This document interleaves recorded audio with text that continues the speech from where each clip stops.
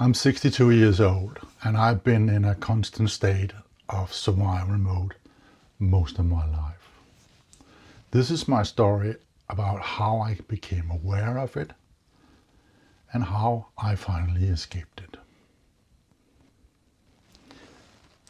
So one day I was going for a walk in my local forest. It's a very nice place. I like being there.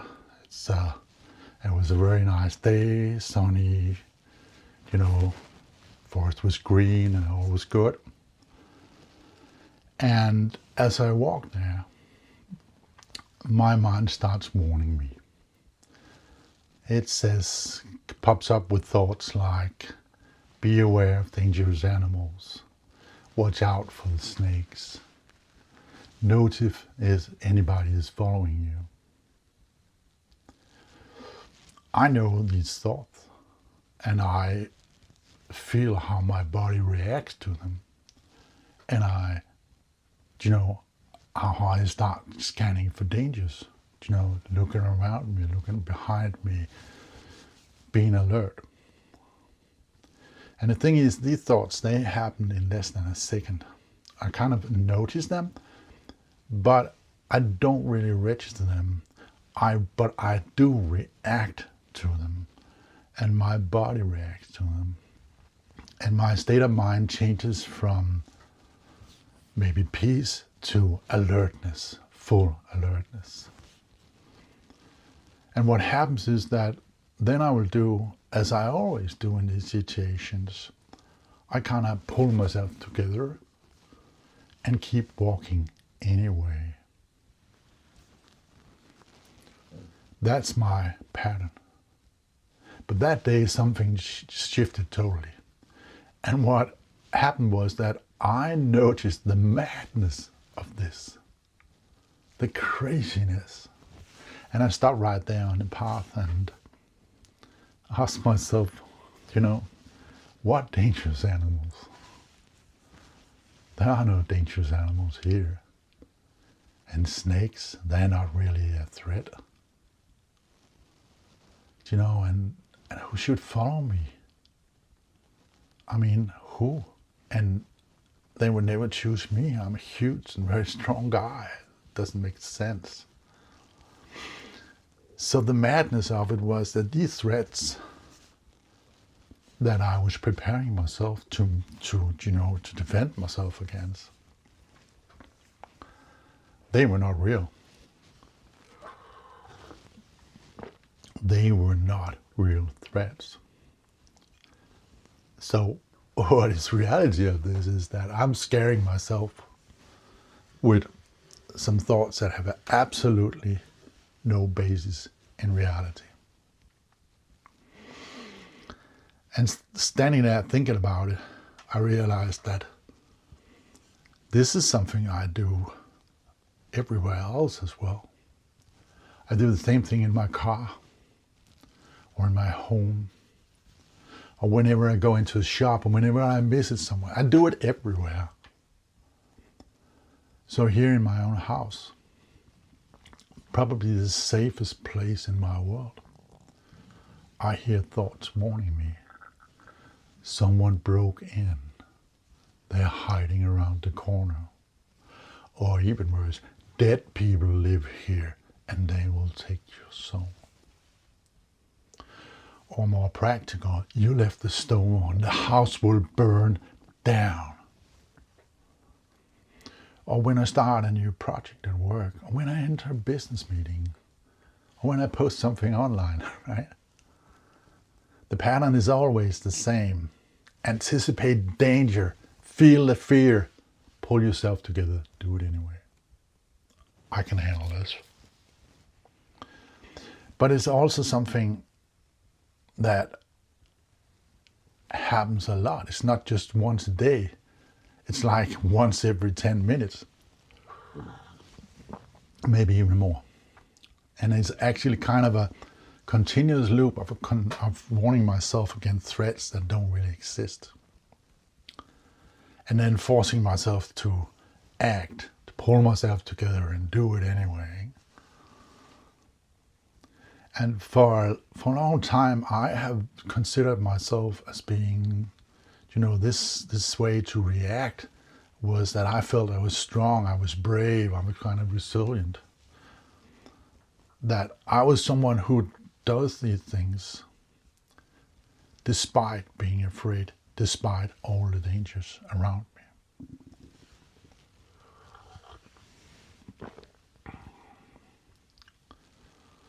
That was probably a bit of a lie. But I also realized that I never really relax because I'm always preparing for that next imaginary danger. Or to say it in another way, I was always in survival mode. And my body was always tense and my mind was always scanning for threats. And I'm spending my energy defending against dangers that never materialize.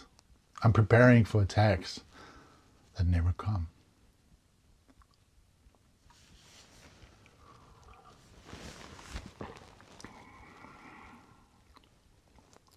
So what's the cost of this? Well, to be honest, I'm not really enjoying my walk in the forest. And to be honest, I'm not really enjoying anything because it's always something I have to endure until I can get away from it or get away from the dangers there. That's my only focus. This has to pass so I can get away from it. So the price of this was my peace and my presence. There is no peace in survival mode. And you're never really present because your mind is filled with these imaginary threats. So seeing all this, I had to go deeper. I had to understand, why am I doing this? What mechanism is behind all this? And what I saw was that these thoughts were not random. They were the same thoughts every time. So, in the forest, there was always, watch out for animals, watch for snakes. Somebody might follow you. And in my car, it was that driver might swerve, that truck could break, or in the house, somebody broke in. Did you turn off the stove? And, they were the same thoughts again and again. And this is when I realized that this was a habit. These were habitual thoughts. They were kind of programmed responses triggered by my location and my context.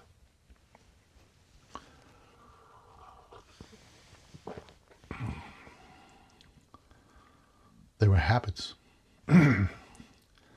And Joe Dispenza, he describes it this way. This is very good. He says, a habit is a redundant set of automatic unconscious thoughts, behaviors, and emotions acquired through repetition. Let's take it again. A habit is a redundant set of automatic unconscious thoughts, behaviors, and emotions acquired through repetition. That's a habit. That's precisely what I was doing. I had made a habit out of scaring myself, and I'd done it so many times that it had become just that, a habit. And since it was unconscious, I wasn't really aware of it, even though it had such a huge effect on my world. Somehow I thought this was normal, that this was just how I am. That was a lie. Joe Dispenza calls this living in the past. Because these emotional reactions, they aren't based on what's happening right now. They're based on memories, or in my case, imagined scenarios. So my body was living in this state of threat 24/7, even though the actual threat never materialized. So again, another thing Joe Dispenza says is that he says that by the time we are 35 years old, about 95% of who we are is a memorized set of behaviors, emotional reactions, unconscious habits, and hardwired attitudes. Translated is that we are running on autopilot, and my autopilot was set to scare, right? But I have to ask myself, why do I keep doing this? You know, why do I keep on to it? And I have to start by just realizing where did it come from, and why did I keep on to it? So where did it come from? You know, I don't know, but at some point, probably when I was a child, I learned this pattern. Maybe the world felt scary and I needed to protect myself. You know, children find ways to handle their emotions. But the thing is with children, they can't distinguish between what's real and what's imaginary.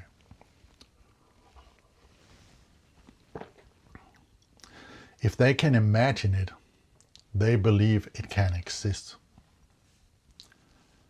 That's how children become afraid of monsters and snakes and wild animals, right? Even though that is actually, on that level, only imagined. So somebody probably told me when I was in the forest that I should beware of the wild animals and the snakes were very dangerous. And I believe these dangers were real dangers, and I found a way to deal with them.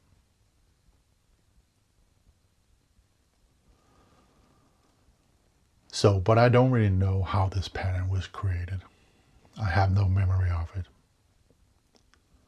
But I do know a little about why it continued. Because the truth is, I didn't reject this pattern later. I kept accepting it as the truth. And with my accept, I reinforced that pattern. I made it stronger. And it became an unconscious pattern that would play out in my life for many, many years. In neuroscience, there's the saying that says that neurons that fire together, wire together. And every time I had the thought and felt the fear, I was kind of wiring that pathway a little deeper. The more I practiced the pattern, the more automatic it became. So I kept training my body to stay in survival mode, constantly scanning for threats, constantly ready to react. And you know, the body doesn't know the difference between a real threat and one I'm imagining. It just knows, you know, danger, prepare, survive. Yeah.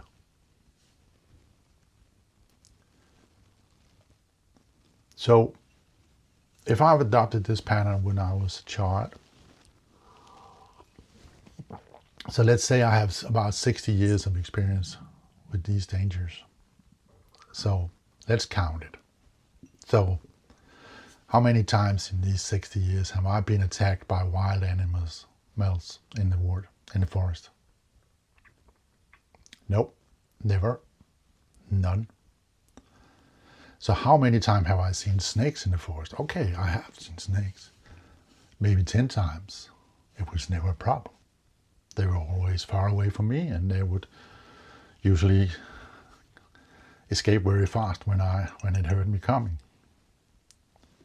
Okay, so how many times have I been attacked by maniacs in the forest? None. Never.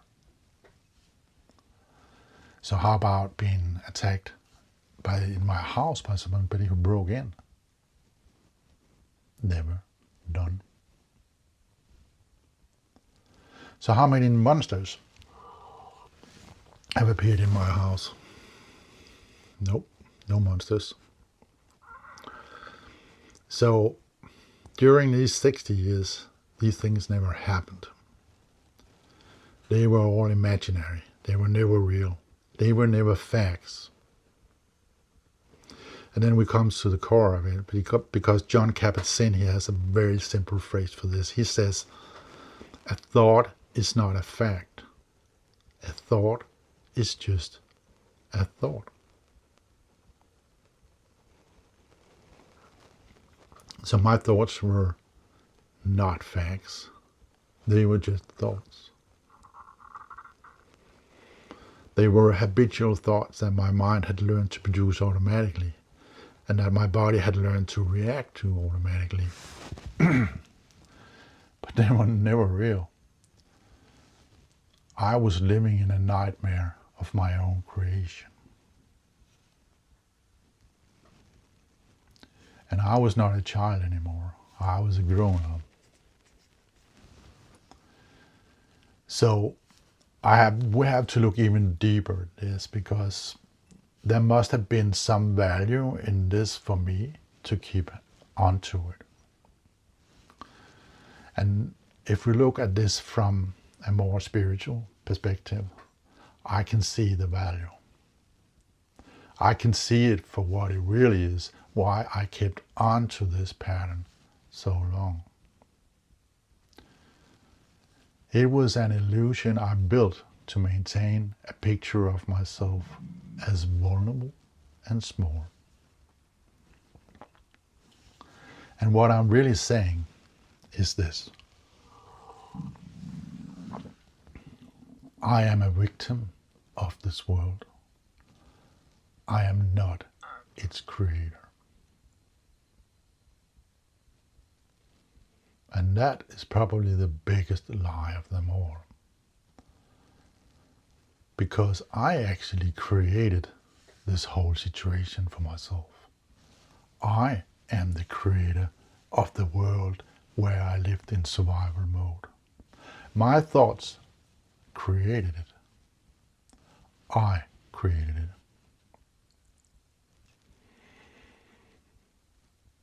The lie is obvious.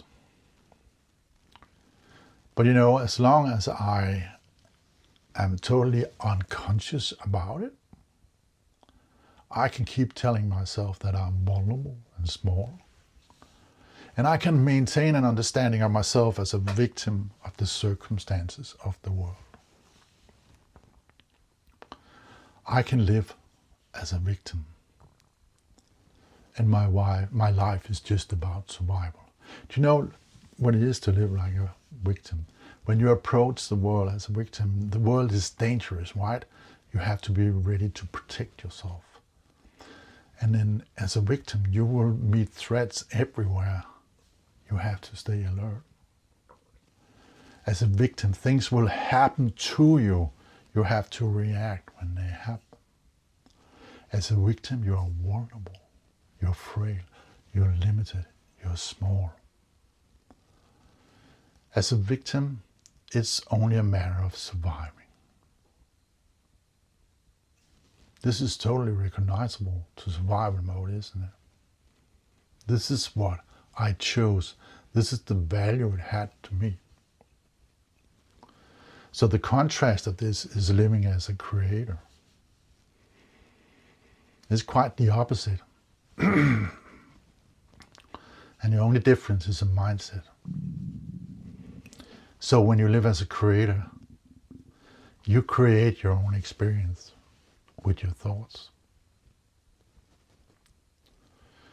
You choose which thoughts deserve your attention.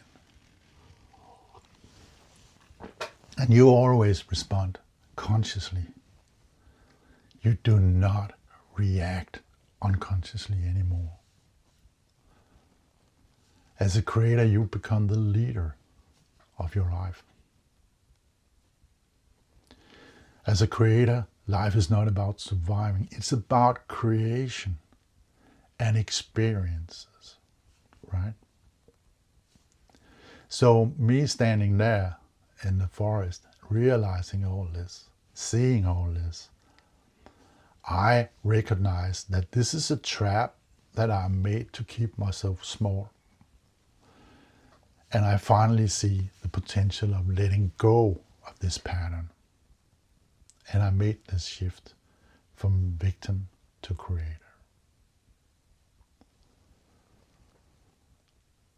And this is how I did. I follow a simple process that trains my mind to choose peace in any situation. And by choosing peace, I allow myself to stay in my natural state of mind. And I'm no longer controlled by fear. Never. This is mind training. And like any training, it requires practice. But this method at its core is a simple process, very simple, with 3 steps. And here it comes. So the first step is simply noticing the thought. Not judging it, not fighting it, just noticing it. It is literally the ability to pause before you react.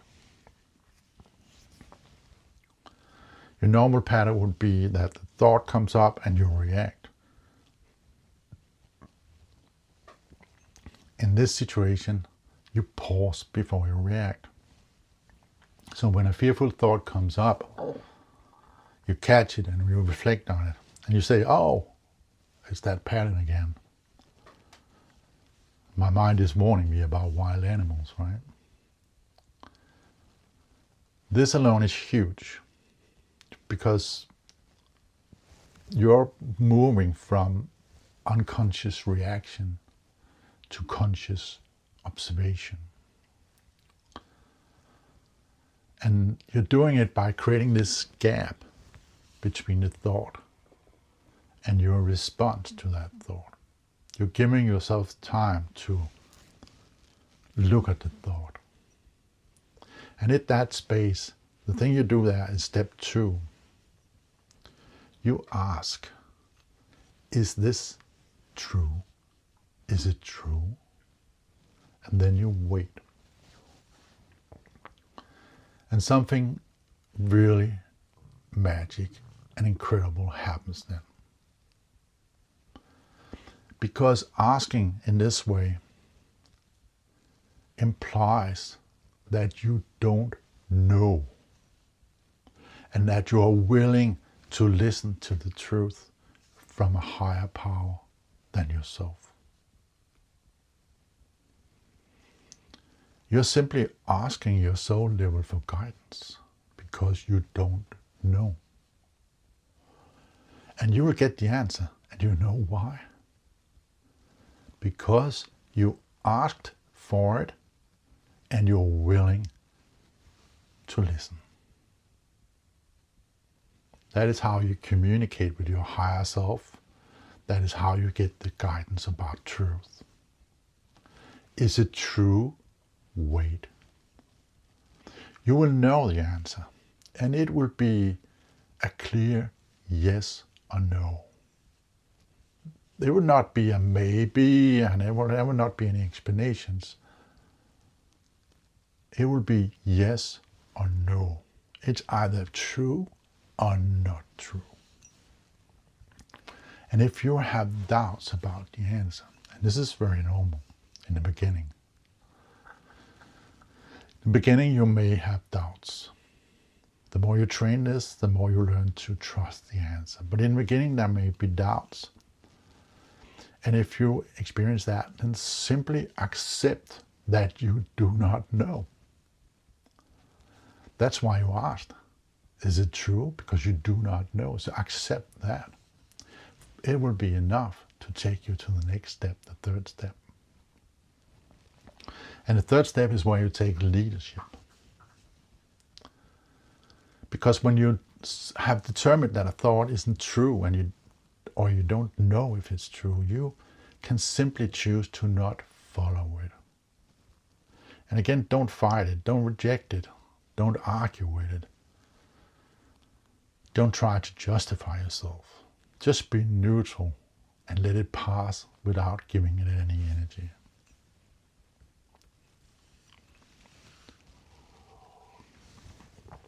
I use a simple phrase for these situations. I say, I rest in my peace. Not I fight this fear, or not I push through anyway. Not any of those. I just say, I rest in my peace. I do not allow myself to believe the thought, and I don't allow my emotional system to react to it. I simply let it pass and stay in my peace. This has to be trained. It won't work perfectly the first time, but each time you practice this, you will be weakening the old pathways and strengthens new ones. You will be building new pathways. So simply choose to rest in your peace and let that thought pass. And when you train this and this becomes your practice, the way you live, your world will change. You will feel safe and comforted. You will realize that the suffering and the fear you had before was part of living in survival mode. And all the energy you invested in that state of alertness can now be used to maintain your peace.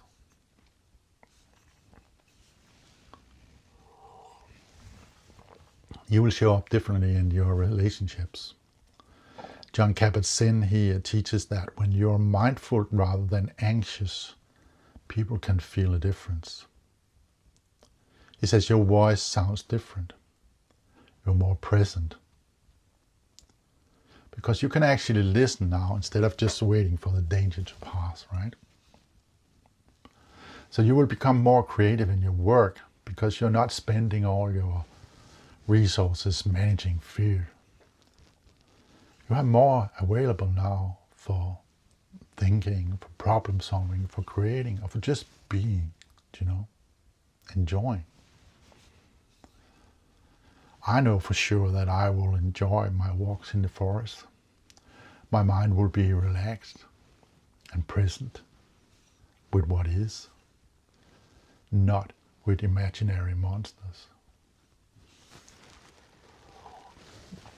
I know that I will enjoy driving in my car. And because I'm relaxed and present, I will be more ready to react if anything should happen in traffic. Yeah.